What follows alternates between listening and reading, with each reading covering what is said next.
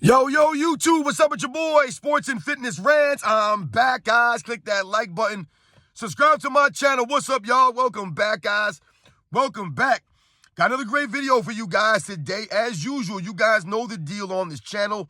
We must continue to set the record straight. Stop the lies. Stop the narratives. Stop them from rewriting their history.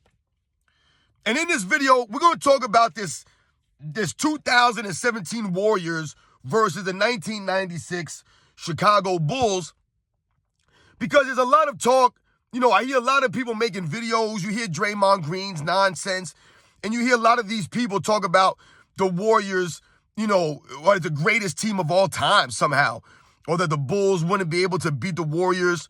And we're going to talk about it in this video because we all know it's a joke, right, guys?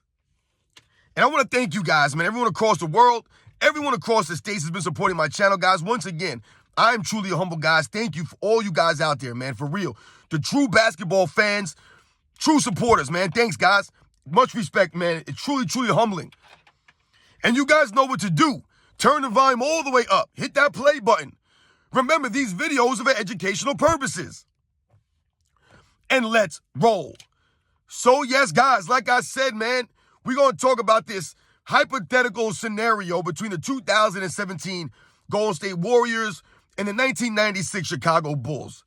Now, I just picked the 96 Chicago Bulls because that's the team that most people compare to the Warriors.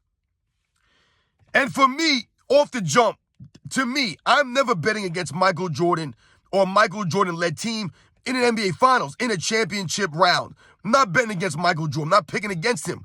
Because Michael Jordan, to me, has proven himself as always raising his level of play when it matters most, like the NBA Finals, which goes to his 6-0 record, right? Galvanizing his teammates, maximizing his teammates, and always stepping up whenever his team needed it. Whenever it mattered most, Michael Jordan was there. He did not fold up. So for me, just off that alone, I'm picking the Chicago Bulls easily because I'm not going against Michael Jordan. Like I said, when you think about the players on the other team, the Golden State Warriors, the Kevin Durant, Steph Curry, to me, those guys are nowhere near Michael Jordan's level. They're not. Kevin Durant, to me, is a front runner. He's only great when he has the stacked deck on, right? All the odds in his favor. That's when he's great. That's when he can do no wrong. He's flawless that way. But where was he to be the leader? Where was he ever to lead a team? Right? Where was he? He's not there. He's not a leader. So for me, the leadership alone goes right to the Chicago Bulls. So the leadership category is easily checked off Chicago Bulls, right? The Warriors don't have any leaders like that. I told you, Steph Curry's not a real leader, man. He's a great player. He leads with his play, but he's not a leader in the locker room, a leader in the huddle, a leader on the bench. He's not that guy. This is why Draymond Green has routinely sabotaged them. Look what he's done this season. Look what he did during the 2016 NBA Finals, right? Look at the situation with him and Kevin Durant. Where's Steph Curry's leadership? It's lacking. It's lacking at best. Same thing with Kevin Durant. He's not a leader. Kevin Durant's soft, man. He's a sensitive dude. He let Draymond Green punk him. No leadership from a Kevin Durant. He's a front runner. Is Draymond Green a leader? He's supposed to be the heart and soul of the Warriors, but he got no leadership. He's not a true leader. Klay Thompson, not a leader. So when we think about the leadership aspect, Chicago Bulls, hands down. Michael Jordan, one of the great leaders of all time. When we think about the coaching, Phil Jackson versus a Steve Kerr. To me, it's no-brainer. Phil Jackson's a greater coach. He's just a better coach. He's able to galvanize the players around him better. He's able to manage the personalities better. Because once again, Draymond Green sabotaged the Warriors many times. Where's Steve Kerr's leadership? Where is it? Where's the discipline? Where's the accountability from a Steve Kerr? It's not there, right? That was the thing about the Chicago Bulls, guys. Michael Jordan held these guys accountable. He was the enforcer. The Golden State Warriors enforcer is Draymond Green, but he's also a head case. He's also not a leader. He's also not a very good player, right? His skills are not that great. So for me, leadership, coaching, Chicago Bulls all the way. Now, something that I want to speak about quick or briefly is this idea you always hear. What do you guys normally hear when you hear these comparisons for these hypothetical scenarios of Golden State Warriors versus the Chicago Bulls? What I always hear is people say this: well, what rules are we playing with? To me, right there, that exposes this era. That exposes the 2017 Golden State Warriors. Whenever people have to say or preface it by saying, what rules are we playing under? Are we playing under 90s rules? Or are we playing under the same rules of 2017? To me, that exposes the Warriors as being a fraudulent team. Because once again, guys, 90s basketball, the quote-unquote 90s rules, is real basketball. That's real basketball. With real officiating, guys getting called for travels and carries, offensive fouls, all these things. Real officiating, and you had real basketball being played. More balance to the game. Guys had post-up games. You had role players, right? You had high flyers, coaches that ran systems, right? Teams would half-court trap you. You had all these things going on in the 90s, guys. The game was more well-balanced, right? You had sharpshooters, right? You had specialists, defensive players, got big men, right? You had all these going on in the 90s. So when you hear people say, are we playing with the 90s rules or are we playing with the 2017 rules? Once again, that exposes the Golden State Warriors. Because if, let's say, the 90s rules to me, guys, is real basketball. It's a physical game. Basketball is supposed to be physical. So when we think about hand checking and things of that nature, someone like a Steph Curry is going to have a problem with the physical defense. Someone like a Kevin Durant, which we know was exposed against the Boston Celtics, right, is going to struggle with the physical defense. So just off of that alone, guys, the nod, once again, goes to the Chicago Bulls with real basketball rules being enforced of the 90s, not that soft NBA of the 2017 season, right? So right there, like I said, I don't want to hear about what rules. We're playing under real basketball rules. We're playing real basketball, guys. Real basketball, like the Bulls were playing in the 90s. If we think about who's going to be the best player on the court, guys, easily it's going to be Michael Jordan. Easily the best player on the court. Now, where things will get interesting is when we talk about the matchups, right? The matchups. This is where things get interesting. So we all know, like I said, Michael Jordan's going to be the best player on the court, hands down. He's the greatest player out of all those players on the court.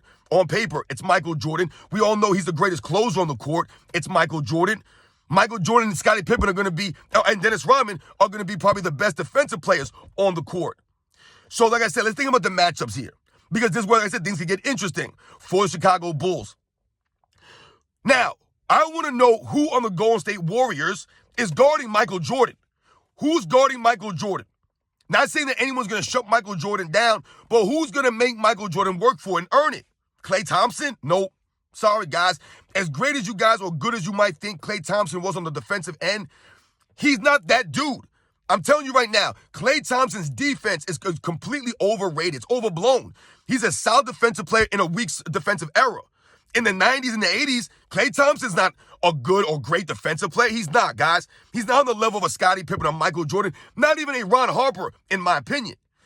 So who's guarding Michael Jordan? Who? Klay Thompson? Draymond Green? Is Draymond Green guarding Michael Jordan? Come on, guys. It's not happening, right? So if we think about that aspect alone, that's a problem, right? That's a big problem, guys. Who's guarding Michael Jordan? So let's think about now the matchups for the Chicago Bulls and what they would do, or what I would think that they would do. I would probably put Scottie Pippen on Kevin Durant, which is going to be a neutralizer to me. And you can also switch Michael Jordan off on Kevin Durant. Don't talk to me about Kevin Durant's height.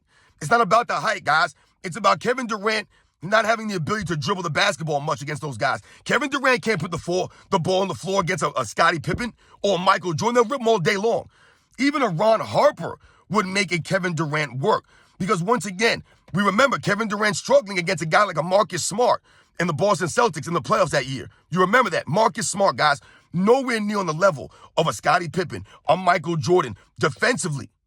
So right there, Kevin Durant's going to be neutralized to a certain extent. Is Kevin Durant still going to get his points? Absolutely. No doubt about it. But he's not going to affect the game the way that you would think he would be able to.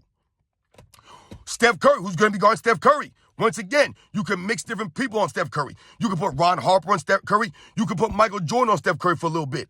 Yes, Michael Jordan guarded Reggie Miller, guys, running all through screens, running all around screens, guarding Reggie Miller. Michael Jordan could do these things. Will that run him ragged? Will that get him tired? Yes, this is why you have Ron Harper there.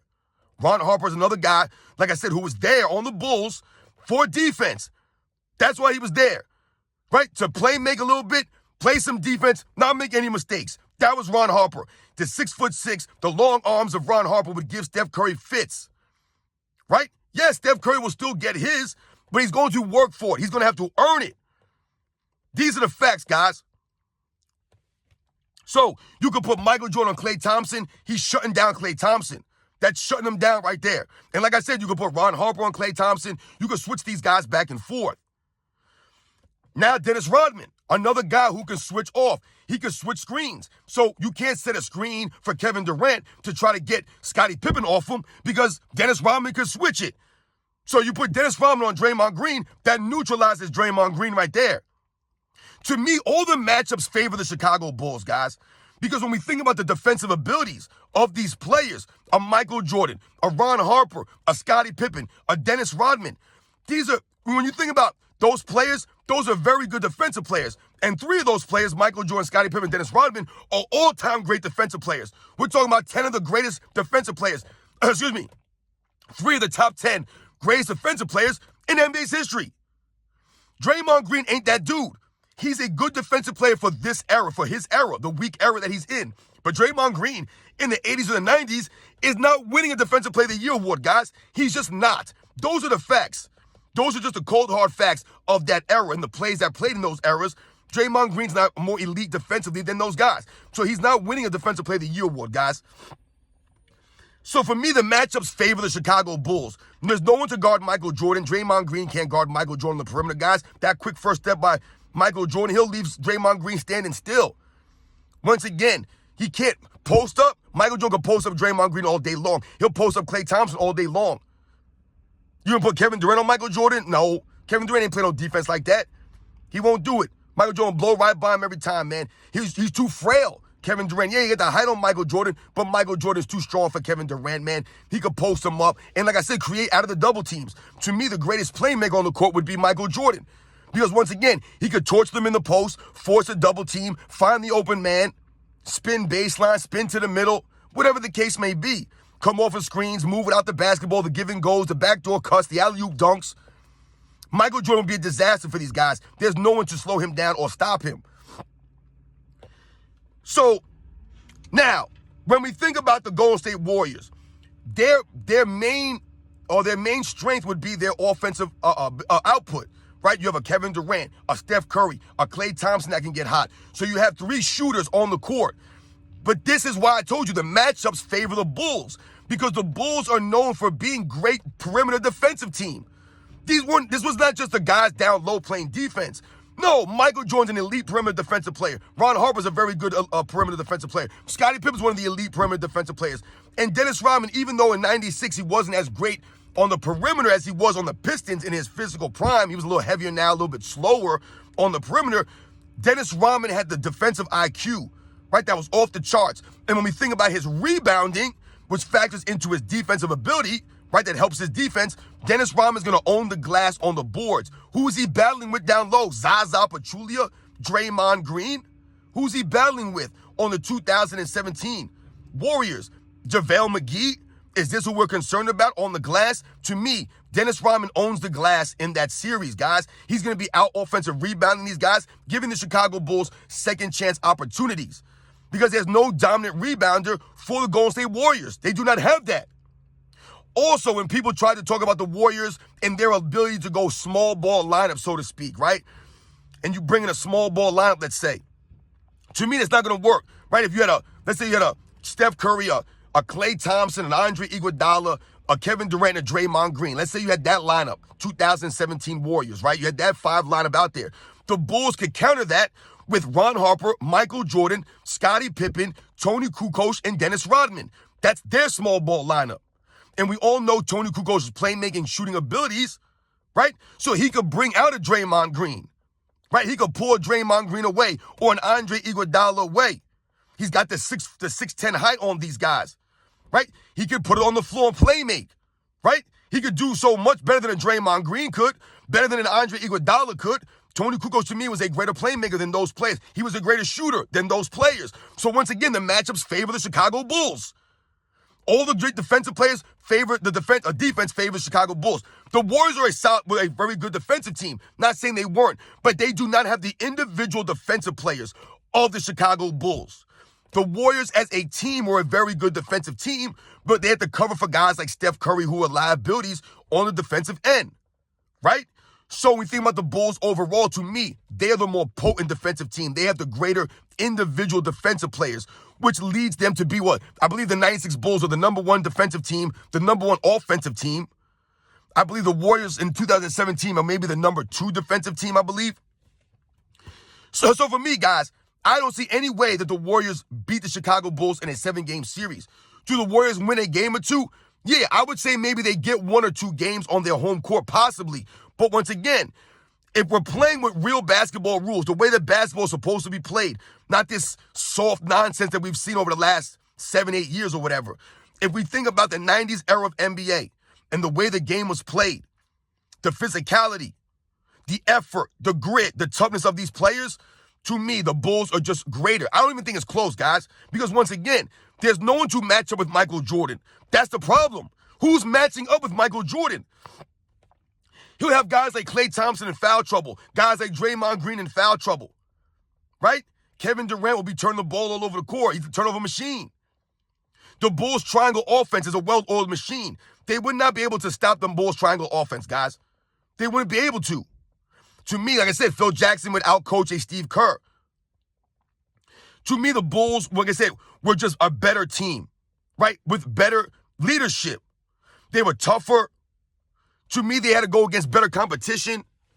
So I'm going with the Chicago Bulls easily over the 2017 Golden State Warriors, guys.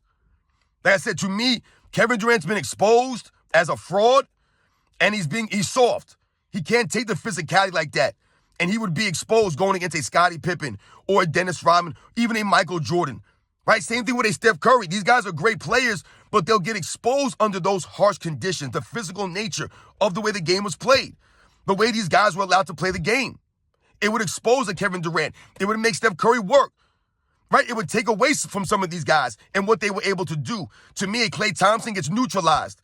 Andre Iguodala, Draymond Green. To me, these guys are not doing anything. Zaza Pachulia, a JaVale McGee. To me, these guys are not going to be doing anything on the court.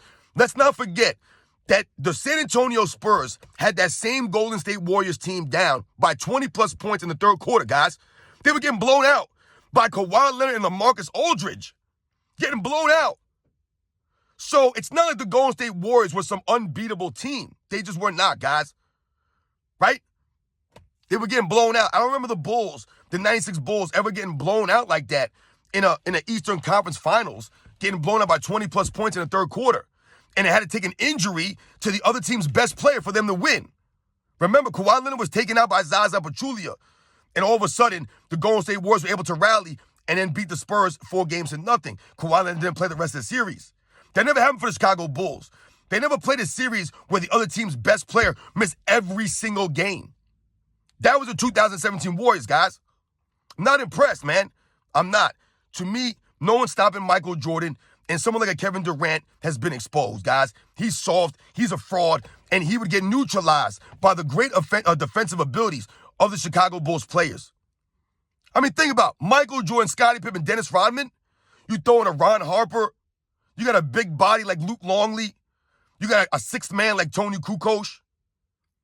Give me Tony Kukoc as the sixth man over an Andre Iguodala as the sixth man. Once again, give me a Luke Longley over a Zaza Pachulia.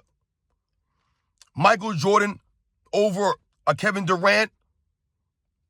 The leadership of Michael Jordan over all those guys, Steph Curry, the Kevin Durant. And then, like I said, man, the collapses of a Draymond Green.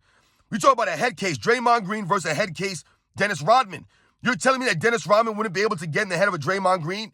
He would have Draymond Green up in arms, kicking people in the testicles, doing all kinds of nonsense, and get ejected. Dennis Rodman would, like I said, he would frustrate the heck out of this guy. You guys know the deal, man. I don't want to hear, oh, what rules are we playing under? Exposed. The Golden State Warriors get exposed. Anytime you hear someone say, what rules are we playing under? They're exposed. We're playing under real basketball rules, like it was in the 90s. That was real basketball. That wasn't a specific brand of basketball. That wasn't a specialized brand of basketball. This era of NBA is not real basketball. It's not. It's gotten softer and softer and softer. So I want to hear about the rules and what conditions we play under, hand checking, all this other nonsense. Real basketball, and the Bulls would dominate. 4-1. Maybe 4-2. Maybe. 4-1, I think it would be the best scenario for Golden State Warriors versus the Chicago Bulls, man. We all know Michael Jordan's going to be the closer out there. To me, Steph Curry's never been a consistent closer. Kevin Durant's never been a consistent closer, right? He's a front runner. Klay Thompson, no. Draymond Green, no. It's Michael Jordan. He's the guy on the court. You guys know the deal, man. I'll catch you guys on the next one.